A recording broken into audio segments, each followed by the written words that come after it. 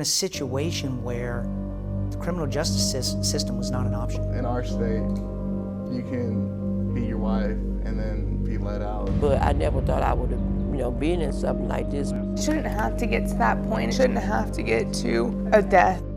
More than 5,000 women in Louisiana fall victim to domestic abuse each year, many of them suffering in silence, hiding in the shadows, others struggling to find a way to escape. The WBRZ Investigative Unit, exposing the problem. Now, your hosts, Brandy B. Harris and Bess Casserly. Good evening. Domestic violence touches every parish in this state, and chances are you know a victim of domestic violence. In 2021, Louisiana ranked 5th in the nation for femicide, which is the deliberate killing of a woman. And in a majority of those cases, 81%, the woman is killed by a partner or ex-partner. The Southeast Advocates for Family Empowerment, or SAFE, defines domestic violence as the willful intimidation, physical assault, battery, sexual assault, and/or other abusive behavior as part of a systematic pattern of power and control perpetrated by one intimate partner against another. But the statistics do not tell the full story. Every number is a face, a person who either is or has fallen victim to an abuser in Louisiana.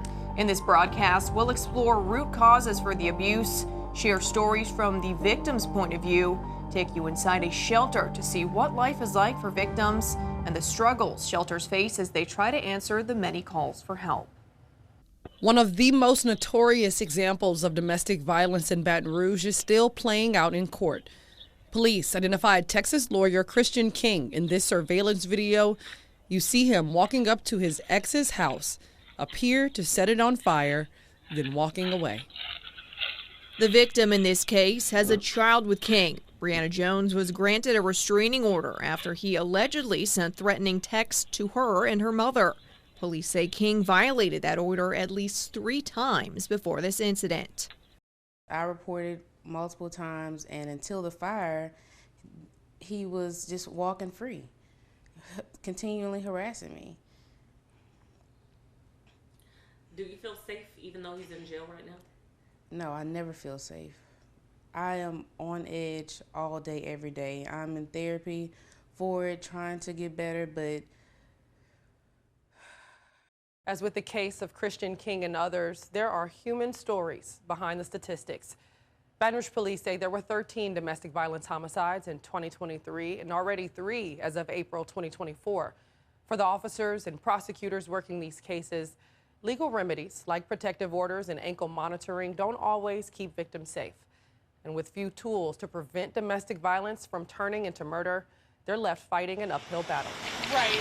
In Baton Rouge, this SUV is the scene of a domestic violence homicide involving women. In St. Francisville, a woman killed by her estranged husband who was wearing a court-ordered ankle monitor.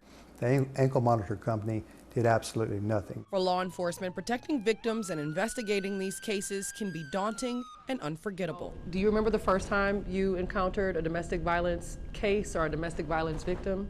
Very vividly. Why? Why did that stick with you? Because of the violence, his propensity of really want to kill her and kill us as well. Baton Rouge Police Captain Dave Mays says domestic violence starts with subtle signs. Grab him or push him, or even start restraining them from talking to family members or different things of that nature, and they think it's cute. But it starts early, and the warning signs are there, the red flags are there. Seeing so many of these cases, Victim Assistance Coordinator Detective Beulah Bowman says the issue affects everyone. It's one of those things we think most of the time female, but it really isn't. Domestic, it doesn't discriminate.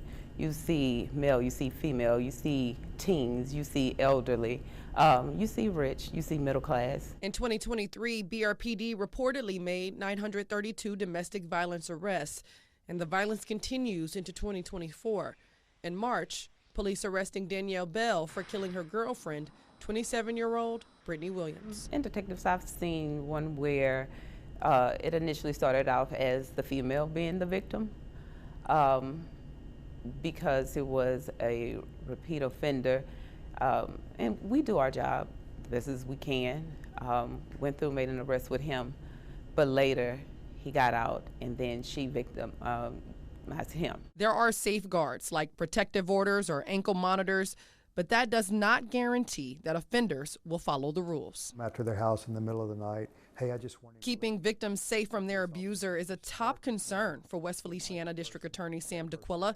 These people that are on ankle monitors are very, very dangerous individuals, and they're strapping something to their leg, and they don't know where they are, and they don't know what they're doing, and I really have great concern about that. In September 2021, 70-year-old Peggy Rayburn was killed by her estranged husband, 63-year-old Marshall Rayburn, who wrapped his court-ordered ankle monitor in aluminum foil to avoid detection. The monitoring company failed to notify anyone. In 2022, a West Feliciana Parish grand jury indicted 2 ankle monitoring companies for negligent homicide. So we feel like the monitoring company had a duty or a standard of care they had to operate under to notify somebody, the victim, the sheriff, the court, if there's a violation in the monitoring agreement. Although state lawmakers have bills to address it, ankle monitoring companies are poorly regulated and are not reporting if perpetrators are in unauthorized areas. And that's really amazing to me, because if you have a guard that's sitting at a guard tower at Dixon Correctional Institute or at Angola, and you have an inmate, a dangerous person like these people that have ankle monitors are, and somebody tries to escape and they do nothing and they sleep on their job, they can be put in jail for malfeasance in office. That's a criminal offense. But both prosecutors and officers agree that awareness is key, which includes spotting the subtle red flags before it escalates. But I also try to inform them the importance of following through with the process, especially if it's a second time or that if it's occurred multiple times. Yeah, what we're trying to avoid or prevent is death, because it could lead to that. Ignoring red flags, protecting the children, or feeling helpless and alone are just some of the reasons why someone might stay in an abusive relationship. That was the situation for Sandra Haley, whose abuse story made headlines. I'd seen it on the movie, but I never thought I would have, been in something like this. But I thank God I survived, so I can tell the story. Sandra Haley lived with her abuser for nearly 15 years. We couldn't eat, eat what he said to eat. Right. And while not all of those years were bad, it ain't like you could just lay down up in there. I said, fix food. By the time it ended, he'll drop us off like me and my son with a cooler and cut his lots and stuff. She would be left with lifelong physical and mental scars. I say thank God. It made news when he was arrested for his crimes in 2019. It was like a cult. Moses Evans, a justice of the peace, charged with several counts of domestic abuse battery and cruelty to juveniles. But it's the reason why I made it out. But years before her pain became headlines, Sandra was in a happy relationship. Like I say, he was Prince Charming, did everything and, so nice and everything. I say, well, it seemed like this is a good guy, The first few years of their relationship weren't physically violent. However, looking back, Sandra realizes she was being controlled in other ways. Like a brainwashing. It was like, I like to say grooming somebody, in a only special way. Evans began to control every aspect of her life, from what she ate, who she spoke to, and what she wore. I make a joke, I said I looked like Le Kunta Kinte. My hair was cut off like a little boy, wore glasses, had spots in my face, Nothing, anybody who knew me before would be like, what is wrong with her? There look like something wrong with me for sure, The once vibrant, extroverted hairdresser shriveled. In 2012, WBRZ interviewed the family about storm damage in their neighborhood. You can see Sandra here. She was eventually let go from the salon where she worked. They could see the change, I wouldn't talk to my customers. Over the course of the next few years, Evans became increasingly violent. I didn't know at the time that my nose had got fractured. I had both my arms fractured. Got these crooked fingers that's not gonna go straight. Cauliflower ear. Cuts on my lip. Cut on the eyebrow. A burn on my arm, right here. I have teeth, my little teeth. Her kids were also victims, sometimes ordered by Evans to hurt their mother, and other times recipients of his anger themselves. My children, I feel like I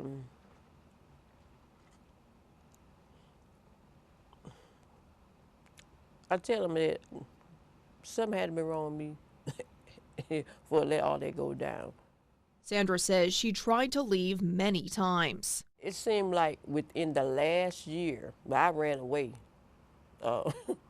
Ran away, and I ended up coming back because my children was there. The last straw came during one of those attempts. They don't do nothing in front of nobody. She says Evans tried to stop her. He body slammed me. And pinned her down on a scalding hot metal trailer. I am burning. I was on my back. I said, I'm burning, I'm burning. He gonna say, B, you gonna burn more in hell than on this trailer. And he was boom, boom, he was punching me and I'm blocking. That was it. Now, it was hard to hell out there. Sandra began to formulate a plan to leave, receiving help from Evans's own mother. She found herself in the hospital receiving treatment for years of injuries. He'll put you outside too. Eventually, when Evans was arrested, she was able to get her kids out as well. It starts here. She says she was able to get back on her feet with the help of Iris Domestic Violence Center. They set me up with everything, with the lawyers, you know, everything for to get the restraining order and everything. They still help me now. A resource she urges others to use. There are people that is out there that can help you. You know, I know, I understand. It's not like you out there by yourself, you know, nobody understand you or they don't want to get involved. Or we got some people that want to get involved.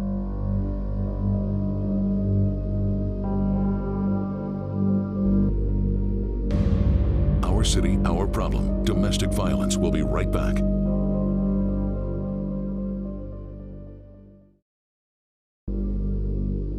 Now, we return to Our City, Our Problem with Bess Casserly and Brandy B. Harris. According to the National Coalition Against Domestic Violence, 1 in 3 women and 1 in 4 men experience violence at the hands of an intimate partner. In 2023, 38 people were killed by former or current intimate partners in the state of Louisiana. Now, most families of those victims don't have any legal means for recourse, but one family in the Lafayette area found their own form of justice. Planning, stalking, and waiting in the darkest hour of night. What was taken from siblings Drake and Mallory Vincent on this night has no price tag. We're all we really had growing up. Holidays and vacations, from childhood to adulthood, a mother's love is infinite. Honestly, she was like a mama bear. She would do anything for us. Catherine had a lot of love to give, finding romance once again, even after divorce.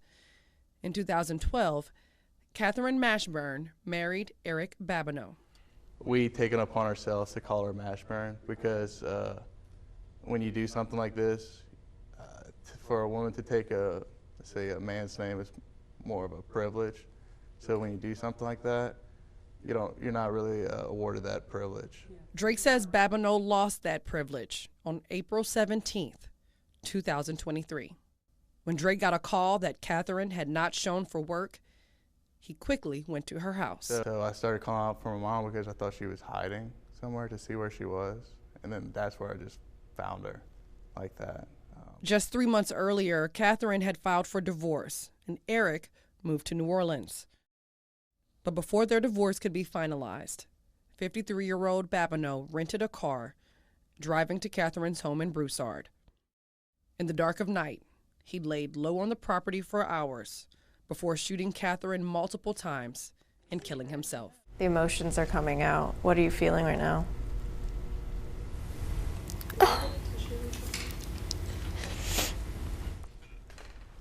I'm more comfortable talking about the statistics. The matter of fact,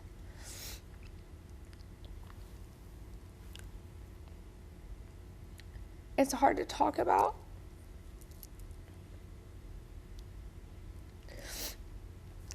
how I feel about her because that is my loss.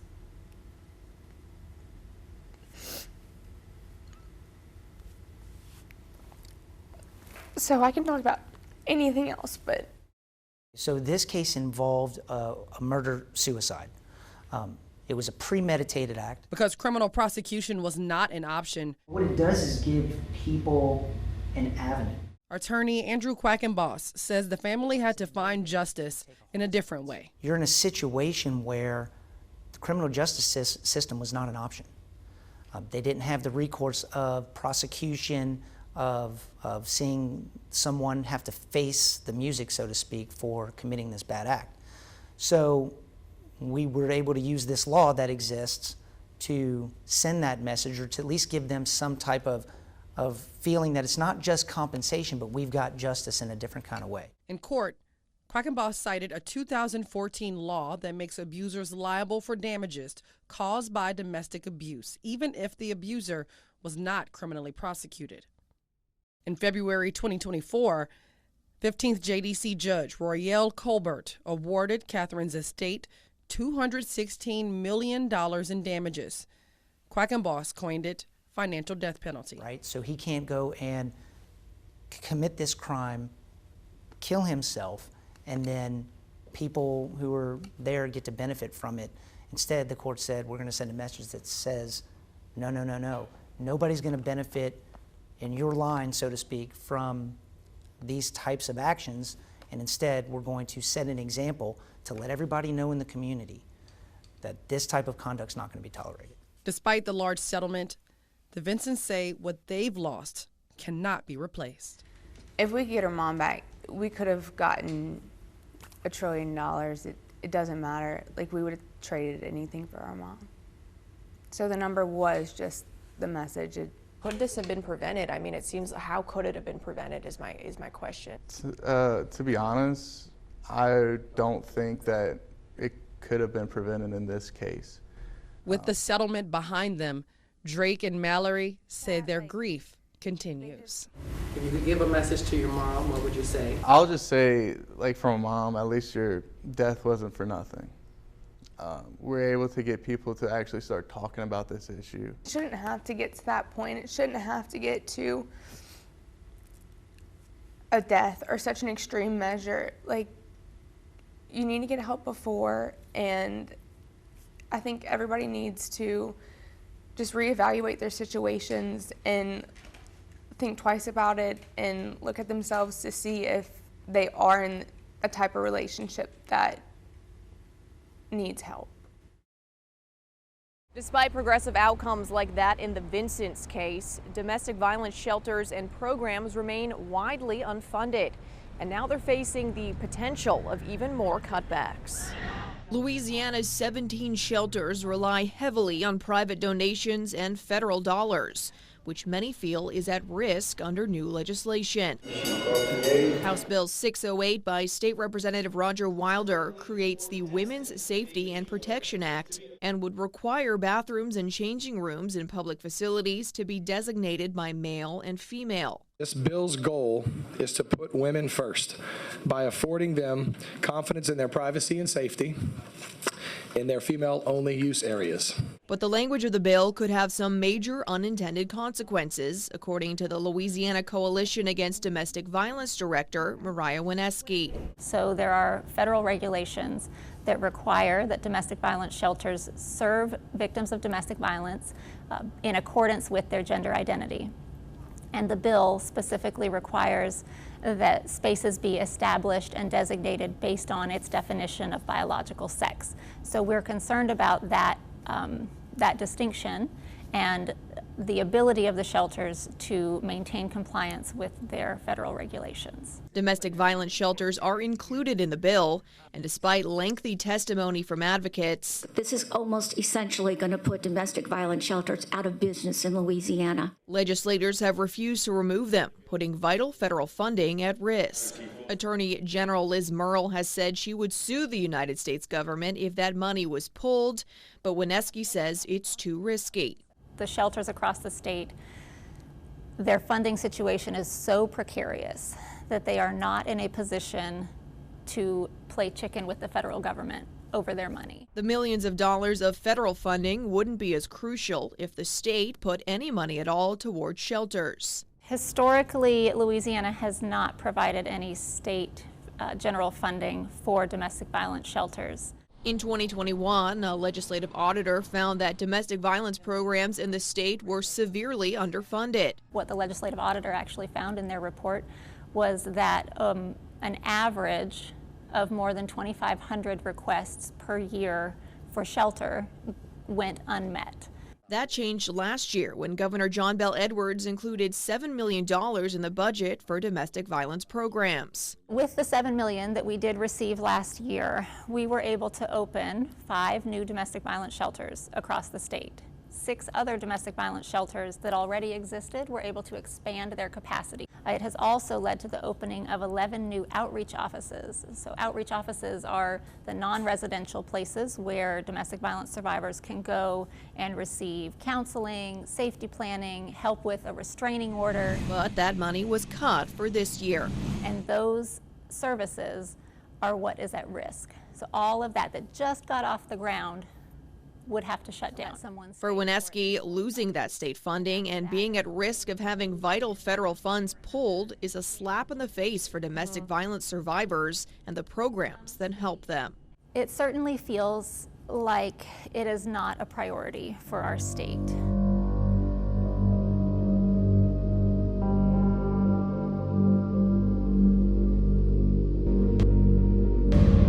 Our city, our problem. Domestic violence. We'll be right back. Now, we return to Our City, Our Problem with Bess Casserly and Brandy B. Harris. The lack of funding has deep impacts on actual shelters and programs. But luckily, the network of resources available is vast, often coming together to help victims in any way they can. We're almost 50,000 square feet. At the Irish shelter in Baton Rouge, Director Patty Freeman was able to build a new wing for transitional housing and begin work on a children's center. We provide free legal services. That state money was cut this year. A home environment. And the future of those projects is uncertain. That looks like a locked door on a transitional wing. That looks like potentially a locked door on a children's program that we just developed and are about to finish. We provide formula, we provide the bottles needed, the diapers needed, the wipes. While Freeman says they're usually able to scrape by on donations, all new and all funded through. They can't fund certain things. I had to prepare my staff when that money was taken because it funded specific positions that weren't in place before. That unfortunately, there may be cuts in staffing, there may be layoffs if this money isn't continued. Iris is one of 17 shelters statewide. It services 8 parishes. That alone, there are over 850,000 persons. So if you consider those numbers where 1 in 5 women are a victim, that number is enormous, and this shelter alone serves that number. Freeman says recently it's been steadily full. Right now, it's all but 2 rooms full. And it's been 1 to 2 rooms from full for the last several months. But due to the dangerous nature of their work, Freeman says they will never turn someone away. Could you imagine the horror if we said, no, we're full, and so they don't go anywhere else, and then something horrific happens to them? While the future of DV shelters in the state depends on legislators, other advocacy groups are stepping up. Love is kind, love is respect, love is not abused. Like the Butterfly Society. Everybody plays a part in this. We cannot do this work alone. And I put it this way, everyone has a piece of the puzzle. And we know when it's time to bring those pieces together to make it happen for a victim, a survivor, for a family. Juana Harris is a domestic violence survivor herself.